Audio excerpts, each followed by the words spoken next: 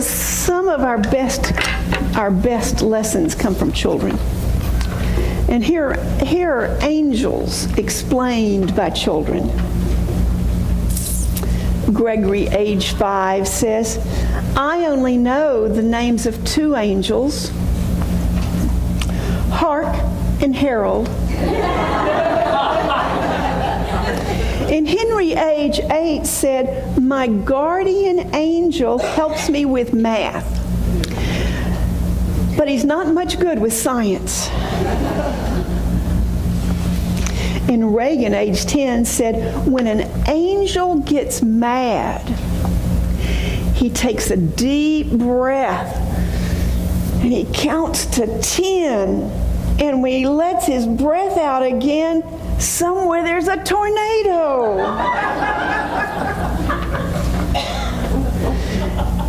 And Vicky, age 8, said some of the angels are in charge of helping sick animals and pets. And if they can't make the animals get better, they help the child get over it. And last, my angel is my grandma, who died last year. And she got a big head start on helping me when she was still down here on earth. Isn't that sweet?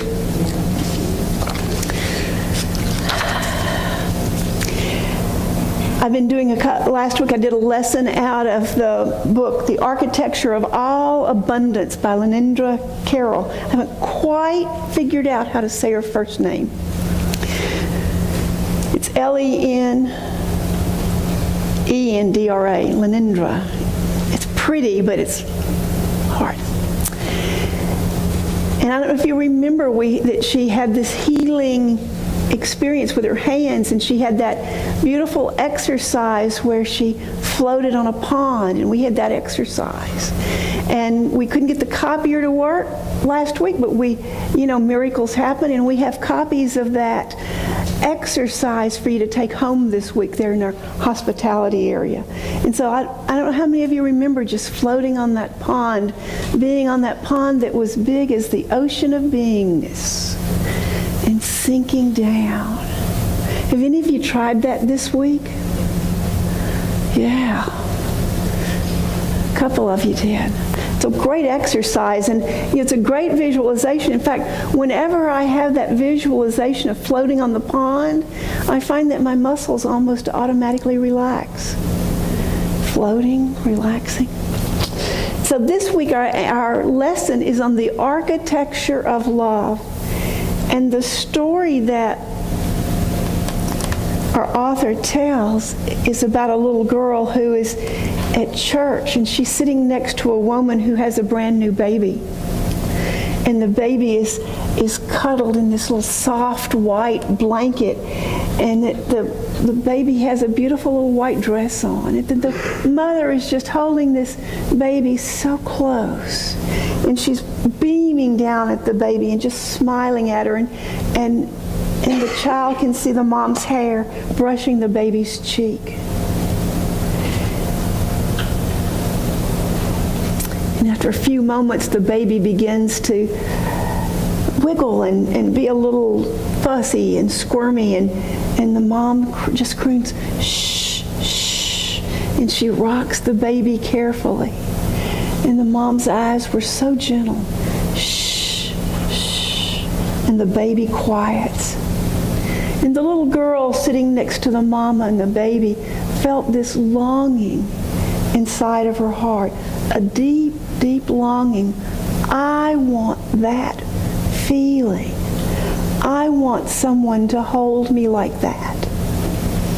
And so she sat very still, pretending that she was the baby. It felt so soft and so warm and so safe. That sense of being completely enveloped in protection and love, in a secure blanket, that describes what we sometimes yearn for when we yearn for unconditional love. And it's something that we all crave. And it doesn't matter whether we're a little girl or a big girl or a little boy or a big boy, a woman or a man. We all crave that. And some of us were very lucky, and we received that as babies, and we grew up knowing about that love. And some of us, like our author, did not grow up knowing that. And so in the story, the author was the little girl sitting next to the woman.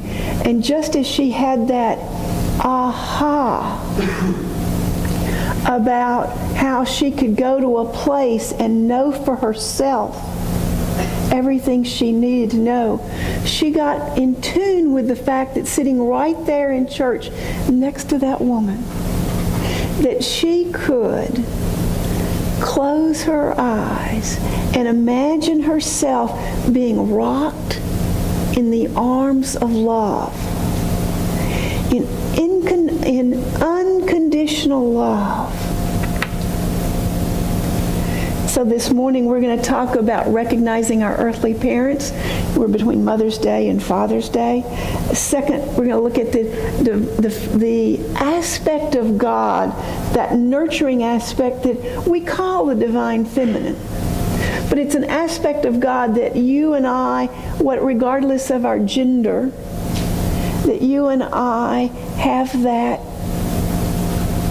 aspect of us, that divine feminine, that loving part that is nurturing.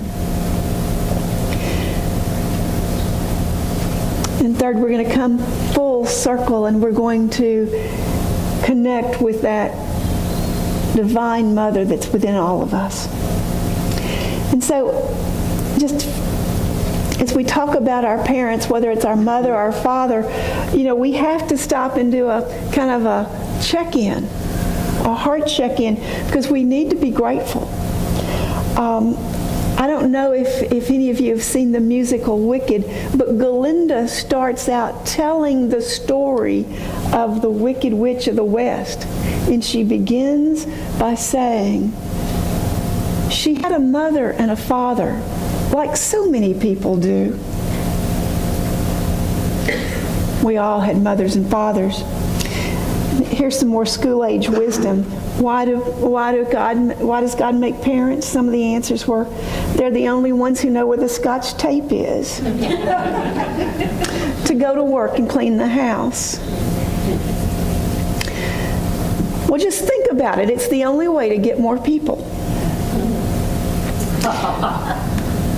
So wherever you are on the parent continuum, on the one end of having the most nurturing, the most wonderful, the most loving parent you could have, to that continuum where maybe they were not the best of parents.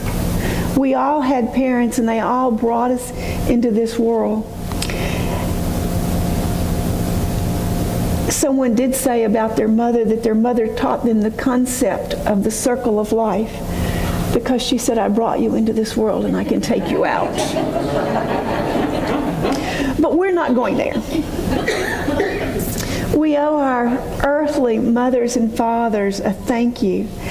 And you and I get to freely choose to give that to them. And there are people all over this planet who have never taken that step to thank their parents. Maybe because in the story of their life, there wasn't something to be thankful for. But the truth is, we can all be thankful. And so I'm going to invite you just a slight second to close your eyes. To just close your eyes for a moment. What if this morning you could just tell your earthly mother and father, thank you? What if in the silence of your heart you could step up spiritually and put on big spiritual shoes and choose to accept them exactly for who they are or for who they were, with all their gifts and all their flaws, and And what if you could celebrate their gifts and forgive them their flaws and simply love them? This would be easy for some of us and not so easy for others. But we could do it anyway. Mother Teresa said, people are often unreasonable, illogical, and self-centered. Just love them anyway. And so for a few minutes, a few seconds here in the silence, do that this morning. Just love them anyway. Send them, envelop them in the unconditional love that you would have wanted to have. Knowing that wherever they are, on this side of the veil or on the other, they can feel that love. And they feel blessed by it.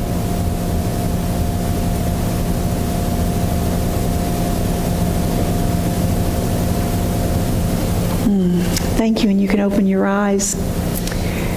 Take a deep breath and know that you are loved right here and now. The concept of parent is so much greater than our experience of our earthly parents. And we do this concept of parents an injustice when we limit our thinking to whatever our physical experience it was. Because the love that we're talking about, this unconditional love, this nurturing love, is divine. And most of us have been taught in our religious upbringing that God is love, and that God loves us and cares about us. And if there's no other message or thing that you hear this morning, what I want you to hear and to know is that God is love and that God loves you. And that you are never alone, that you are always with God. In the book of Isaiah, it says, and this is comparing God's relationship to you and to me. Isaiah, in the book of Isaiah, it says, can a woman forget her suckling child, that she should not have compassion on the son of her womb? Yea, she may not forget.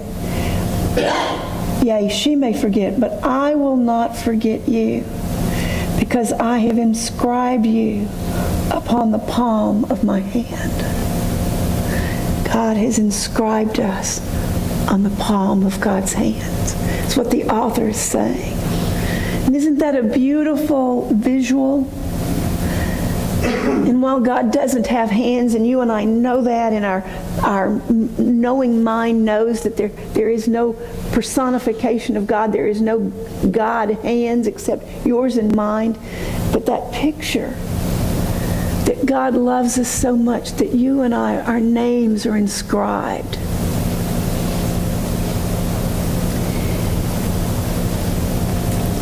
That divine aspect of God,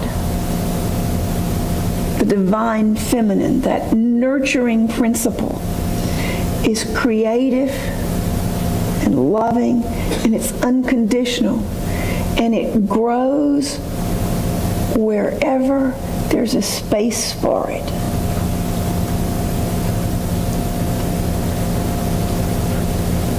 Wherever there's a space for love, it grows. Love has the power to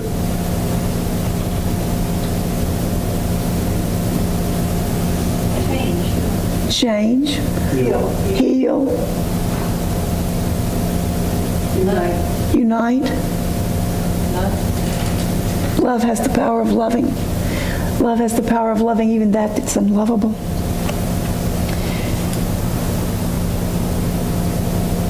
The cosmic mother, the divine feminine, is always nurturing all of her children. That means all of her children. I love that in your song. all our mothers and our fathers and our sisters and our brothers. Doesn't matter what it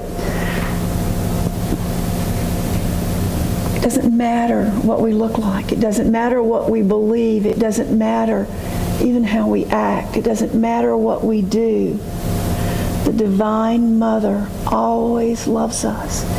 Always loves us.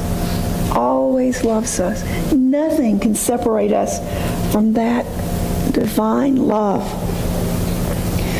And there's a French mystic, Pierre de Chardin, and he said the conclusion is always the same. Love is the most powerful energy of the world. And we always talk about being united in love.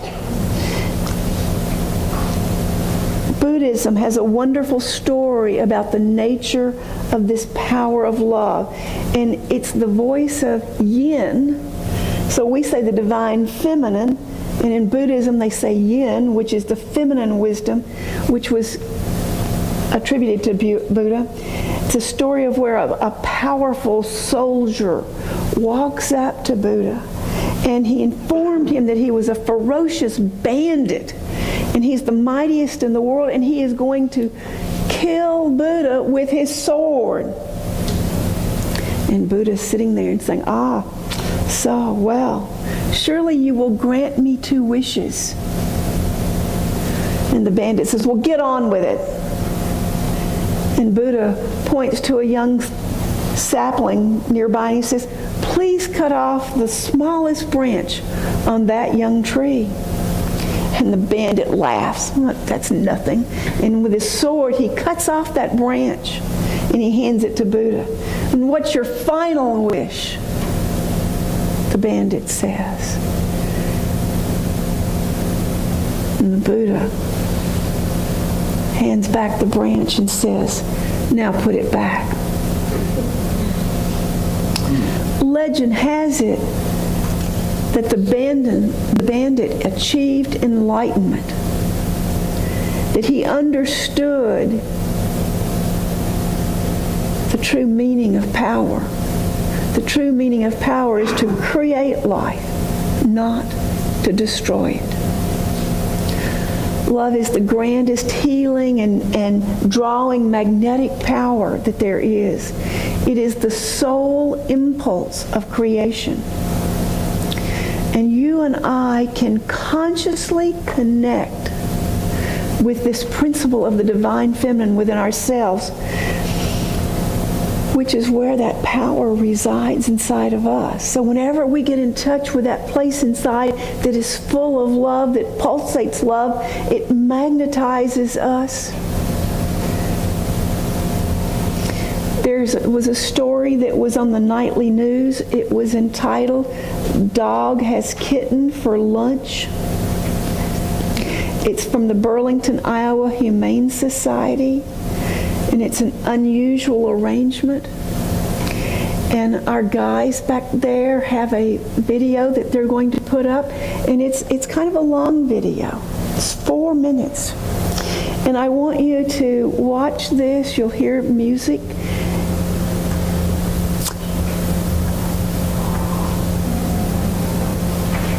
That's not the one I thought. But it's still a good one. I thought we had the one with, that's the one I thought.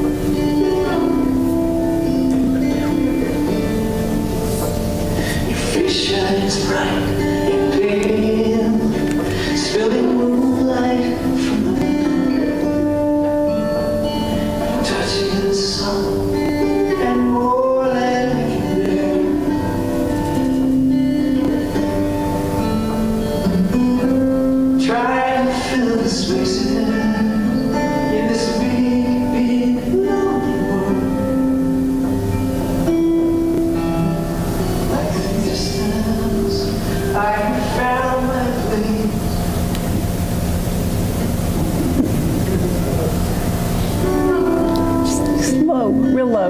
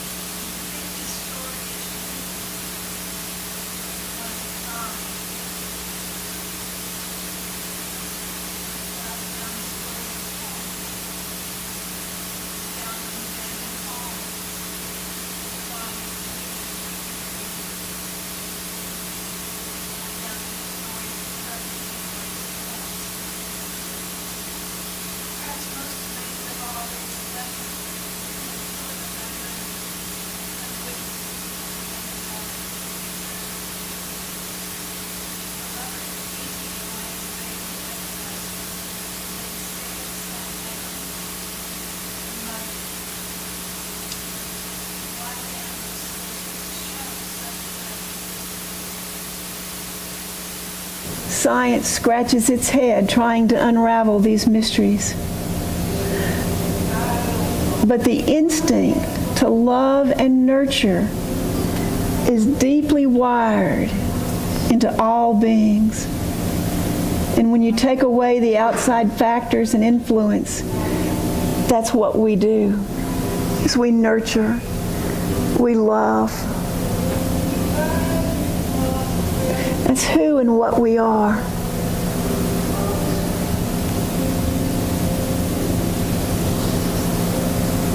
And so last week I invited you to suspend your judgment and become like a child. And this morning I want you to do that again. And closing your eyes, I want you to consider that you might be that kitten being loved by that German shepherd. Or maybe you're the baby that's held by the mom in church. Let yourself be that soft, small creature. Snuggle and feel that feeling of being surrounded by love. Because in truth, if we knew it, could see what is really happening in this universe, we are surrounded and enfolded in God's love. And whenever we feel hurt or anger in the universe, is there saying, shh, shh, be quiet, be still, let me hold you. Whatever problem or concern you have, come be with me. The infinite mind of God is saying, shh, come rest in me. The answer is here. The solution is here. Shh, just come rest in me. In this moment, let the everlasting love of God enfold you. Pretend that you are that baby or that kitten being held. Notice how safe and warm you feel. Know that in fact you are a beloved child of God, and you are always held, you are always loved, you are always this safe. Experience that feeling in this moment of silence.